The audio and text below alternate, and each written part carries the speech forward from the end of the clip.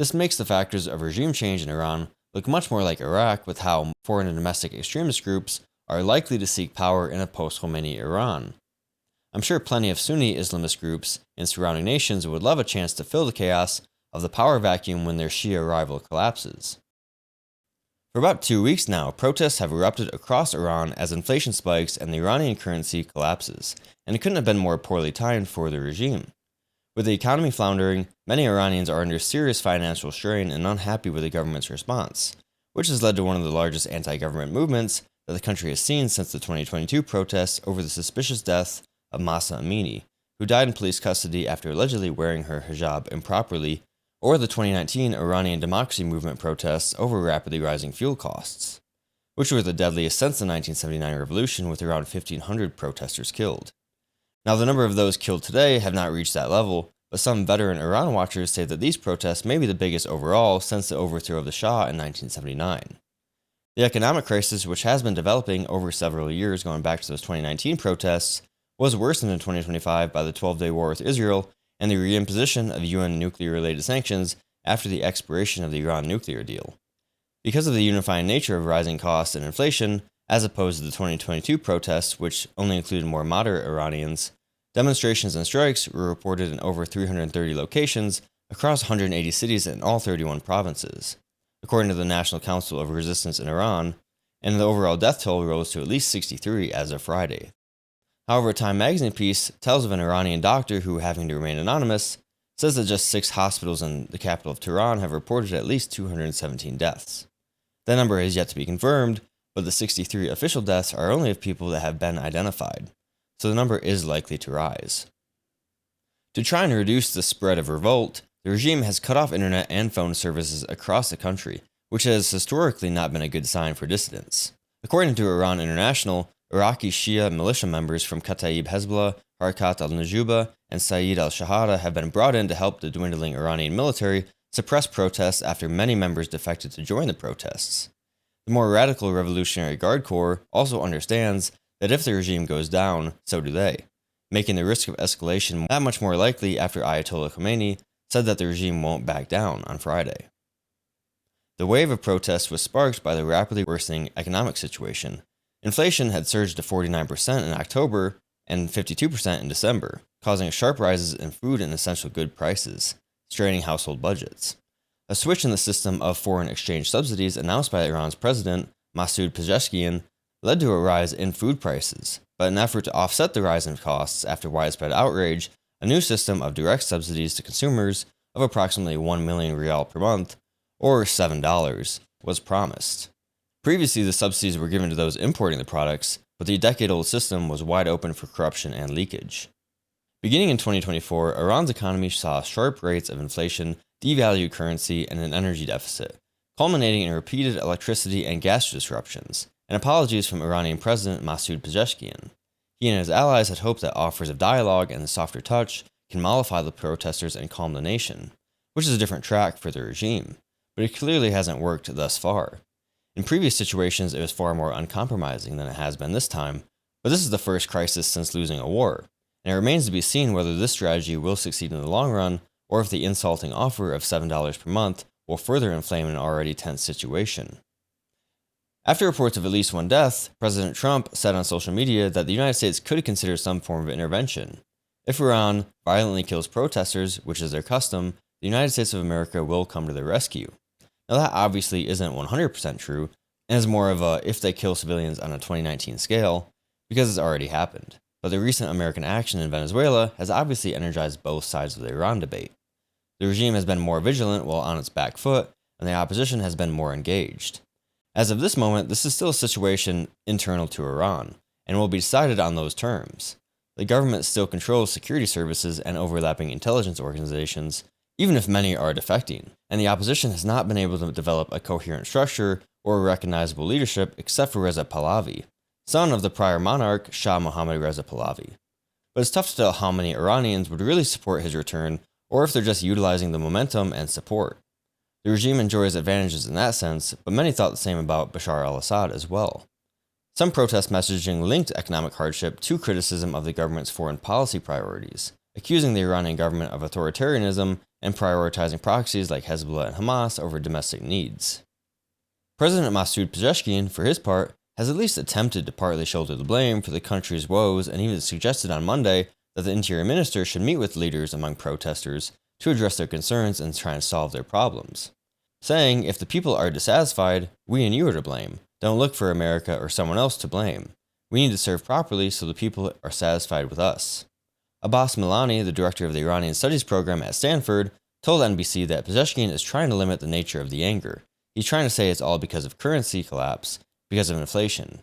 I don't think that people see it that way. I think people see that the currency collapse and inflation as a consequence of the regime's inherent corruption and incapacity. They want the regime changed. And while much of the global news cycle has been focused on the capture and arrest of Nicolas Maduro, many key figures within Iran are coming to grips with the seriousness of these protests. Ayatollah Ali Khamenei, the supreme leader of Iran, said earlier this week that we talked to the protesters, but the rioters must be put in their place. But his rhetoric as the protests have spread has hardened, accusing the protesters of being hirelings of President Trump to do his bidding, and saying his regime won't back down. Reza Pahlavi expressed his support for the protesters and called on all Iranians, including security and law enforcement forces, to join the protests, saying, "The people have entrusted me with the message along with a great responsibility, to strive for the revival of the relationship that Iran once had with America, a relationship that brought peace and prosperity to the Middle East."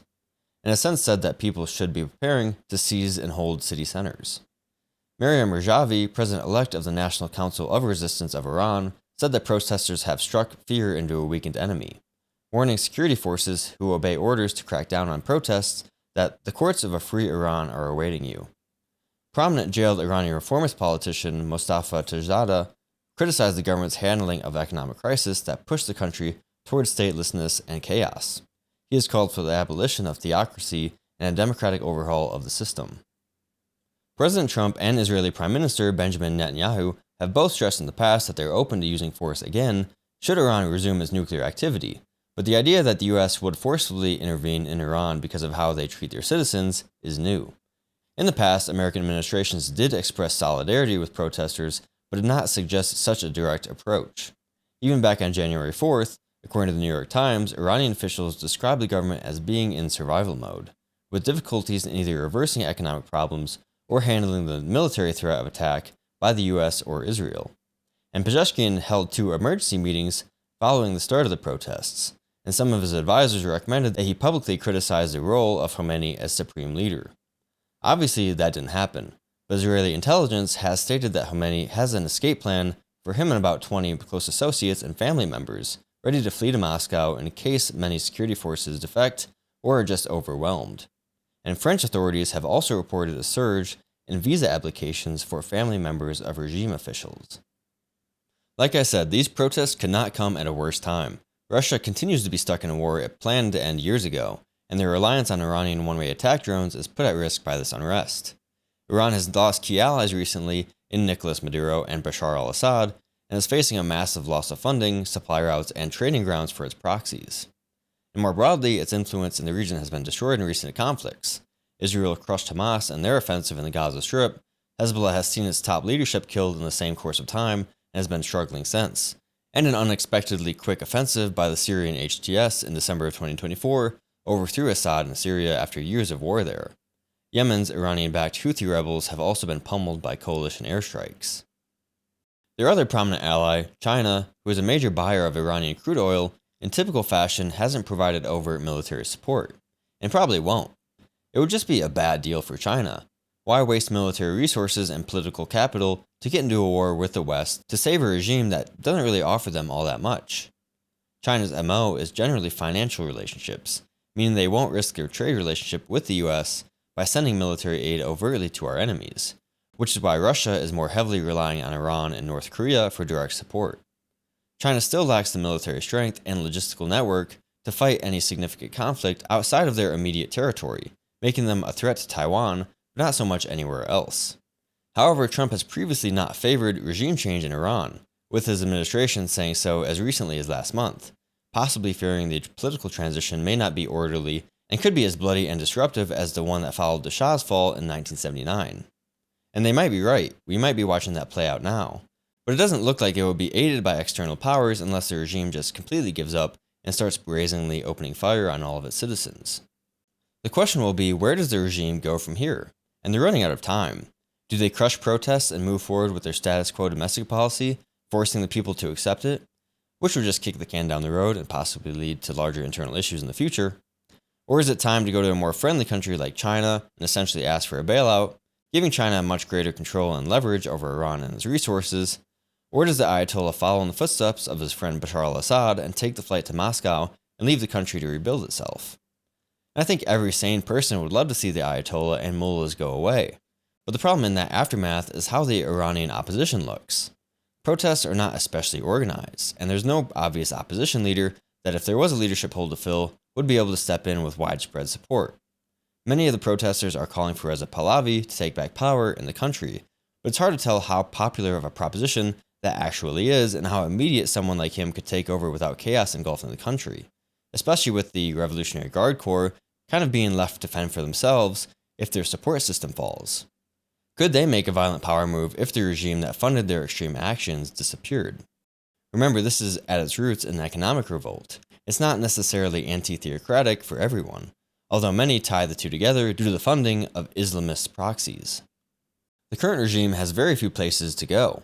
President Trump has maintained 3 conditions for Iran to meet before starting negotiations with Washington: zero uranium enrichment, an end to the backing of Tehran's armed allies in the region, and curbs to its missile programs. And Tehran sees these terms as a non-starter, since those are major factors that maintain their influence in the region and security from more direct foreign interference. But Iran can't win a war of economic attrition. It can't impose sanctions on the US the way that the US and Europe have to them, and certainly can't win a direct conflict with the US, which is why both times they've retaliated to the US striking Qasem Soleimani in 2020 and their nuclear sites earlier this summer have conveniently missed any US personnel and assets. But a hypothetical mission into Tehran to depose Khomeini, which some people were wildly theorizing after the operation in Venezuela, even though it's looking less and less necessary based on how widespread these protests are, is also much different and more difficult than Caracas. First, we can't stage such a massive naval armada off the coast of Iran without immediate escalation. Second, Tehran is not close to the coast, so the element of surprise is much more difficult to maintain, with either a long fixed-wing flight over Tehran to drop a special missions unit into the city, or an even longer helicopter flight. There's little chance in my mind of American boots on the ground, and if any action is taken, it would come via airstrikes or naval-based missile strikes out of the Persian Gulf, which is in line with what President Trump said in a press briefing on Friday. Statement very strongly that if they start killing people like they have in the past, we will get involved. We'll be hitting them very hard where it hurts. And that doesn't mean boots on the ground, but it means hitting them very, very hard where it hurts. So, Iran is a very complex country with a diverse population of 93 million people whose regime has fostered destabilizing ties with non-state actors in neighboring countries like Iraq, Afghanistan, and Pakistan. And while it's strategically placed with the longest coastline on the oil-rich Persian Gulf, it's in a zone of major power rivalry that includes adversarial non-state actors as well. This makes the factors of regime change in Iran look much more like Iraq, with how foreign and domestic extremist groups are likely to seek power in a post-Khomeini Iran. I'm sure plenty of Sunni Islamist groups in surrounding nations would love a chance to fill the chaos of the power vacuum when their Shia rival collapses. You have traditional ISIS, or ISIL, in Iraq and Syria, ISIS-K and Hezbi Islami al-Budn in Afghanistan, who have been conveniently cut out of power in Afghanistan and may seek it elsewhere, and broader al-Qaeda networks all around Iran. So if Reza Pahlavi is the guy to take over in the near future, he has to have a way to gain and maintain order quickly, and prevent any possible ISIS or al-Qaeda offshoot from attempting to seize territory in the chaos like they did after the fall of Saddam. Again, just to contrast with what we've seen recently, the only real ideological extremist groups in and around Venezuela are the Communist Colombian Revolutionary Armed Forces and National Liberation Forces. And FARC handed over its weapons to the UN in 2016, even though a small fraction of its members rejected that and continue to operate as they always have. But both of those were funded by Venezuelan regimes under Chavez and Maduro and allowed to operate within their borders. So it's not like we have to worry about extremist groups infiltrating Venezuela. They are already there. And they're not as large or violent as the Islamic groups mentioned before that surround Iran. This is why Iran is not akin to Venezuela, where elections held last year made it clear that the opposition party had a clear leader with large support of the people, and democratic institutions were already in place there. A free and open Iran will probably do more good for the world than a free and open Venezuela, and I'm certainly hoping the Iranian people can be successful in overthrowing authoritarianism and creating a better society. But although they had a strong relationship, their situations are not remotely the same, with Iran's being much more delicate due to the amount of Sunni extremist groups that have been fighting against the Shia regime led by the Ayatollah. Not to mention that it's just in the center of a region that hasn't seen real stability since World War I and the fall of the Ottoman Empire to their west, and the Soviet invasion of Afghanistan to their east. Any new government will likely face harsh opposition vying for control, and as we've seen in the past, it's difficult for the international community to balance supporting a new regime without getting themselves involved in a nation-building project. And it could be difficult for said government to hold power without some foreign assistance, and who knows what that would have to look like. That being said, I'm certainly rooting for the Iranian people and creating a society that they would like to live in, but these considerations have to be in the mind of leaders deciding how to handle a very hot situation, which is why I would imagine Western officials will be much less willing to involve themselves in the matter until absolutely necessary. Thank you for watching. Let me know what you think will happen in Iran or what will happen in the region more broadly if the regime falls. If you enjoyed, don't forget to like and subscribe, and I'll see you in the next one.